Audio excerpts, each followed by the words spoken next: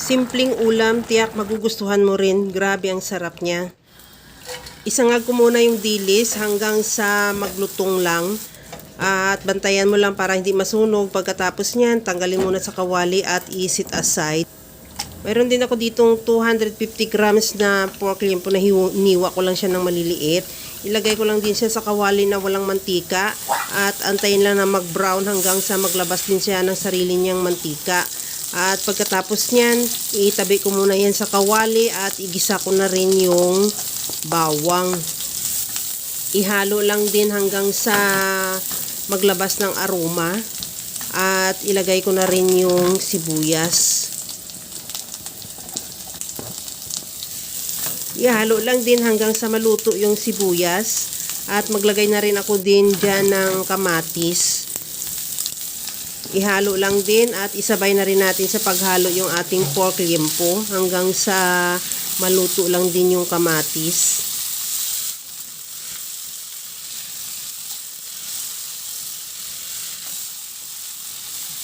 Timplahan ko na rin ng asin at paminta.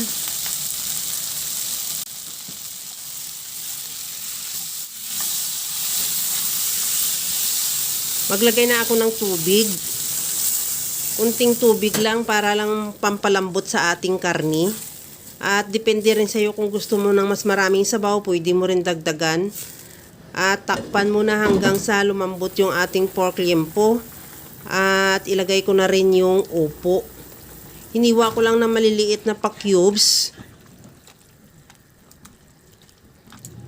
Takpan ko muna yan hanggang sa maluto lang din yung upo. At sa puntong ito, luto na rin yung ating upo. Tikman ko muna kung okay na yung sabaw niya. Maglagay ako ng mga 3 tablespoon lang na patis. Pwede rin asin ang idadagdag mo kung wala kang patis. At ilagay ko na rin yung dilis na sinangag natin kanina. Maglagay din ako ng kangkong. Kahit anong gulay na available sa iyo na gaya ng pichay, kung mayroon ka, pwede rin yun o kaya ay malunggay. Ihalo lang din hanggang sa maluto yung kangkong. At tikman ko ulit yung sabaw niya kung okay na yung timpla natin kasi naglagay tayo ng dilis. At lagyan ko lang din ng konting liquid seasoning.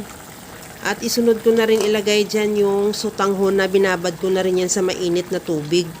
Para luto na siya, madali na lang din, hindi na mag-absorb ng maraming tubig.